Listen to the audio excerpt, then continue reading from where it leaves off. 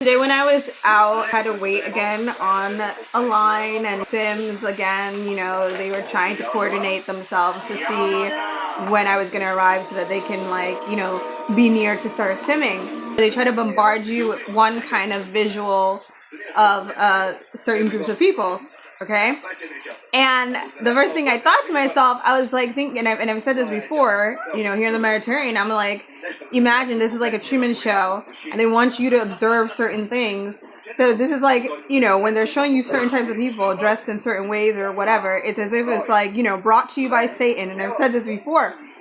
And randomly, I remembered, I don't know if you guys remember, the movie Stay Tuned that came out in 1992. I was like about 7 years old. And it's so funny because it just randomly came to my head. And if you don't remember, like Roy Nabel got pulled into the TV and it was like hell. You know what I mean? And then it's like every version of every advertisement or sitcom or program was like twisted and diabolical and all that. Because, it's as if he went into this other kind of reality, this other kind of world. And then, there were ratings and all that. And when the families would die in that reality, if you remember, then it was like they had game over. So if you don't remember the movie, go check it out. I try to find it. I found like one version here where I'm at, but it has it's dubbed in another language, but good enough to just at least watch the movie. The whole idea of the guy who comes to sell the new television set and with the remote and the whole satellite and all that is playing like the demiurge or Satan. And I just find it so ironic that all these movies were in front of our faces like once upon a time and we just didn't get it. So it's not exactly like the Truman Show, but it's still kind of like another aspect of the type of world that we live in, what the movie actually consists of. And it's actually a very obviously spiritual movie, a lot of connotations to the devil and of course 666, a lot of symbolism with angels, with like demons. The devil comes and creates this contract with Roy for a new television set. And lo and behold, that the satellite pulls him into this world, this reality, where I guess the demonic figures in that reality are watching how all of these individuals who have contracts with the enemy, right, with Spike, are surviving in these kind of whatever series or movies that they are sucked into. And if these individuals make it within a period of time and survive, then they are redeemed and they get to come back. You see in the movie all of this surreal stuff happening, but everything that's happening is completely negative, it's completely diabolical, even down to certain scenes that are very interesting. For example, one of them that stands out is by the end of the movie they do succeed and the enemy is upset because they're winning.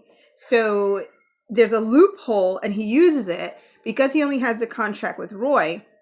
He allows Roy to go back to reality, but he keeps Helen in the game, which is like he keeps her soul, right?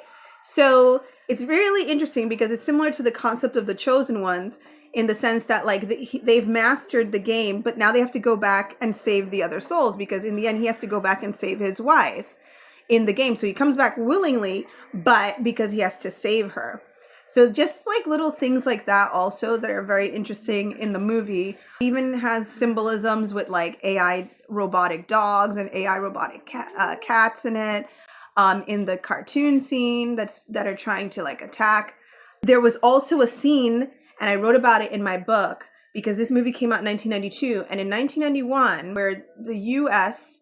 allegedly used V2K technology during the Iraqi war, where they came and they, using V2K, made the soldiers put down their weapons by projecting a sound that said that it was coming from God. And in the movie, ironically, it's interesting, in the scene where they're in the French Revolution and he's in the guillotine, the son who's in the real world projects into the satellite and starts to talk and tells them also to put down their weapons and let the Marquis or the Marquis de Nabel, whatever, go. And the wife actually, also seconds him, is like, yes, it's God, it's saying to let go. So I just thought it was pretty interesting as the event that happened in Iraq was just a year before. And then in the movie, they kind of do something really similar to that. Okay. So just all those little interesting details that, like I said, we didn't notice before, but now we have a bigger picture of everything that's going on. And again, as always, good always wins against evil, even in the darn movie. And of course, they both escape and come back to reality. And then the actual satellite self destructs. And that could be a representation of the whole Matrix self destructing. Anyways, if you've never seen the movie, check it out.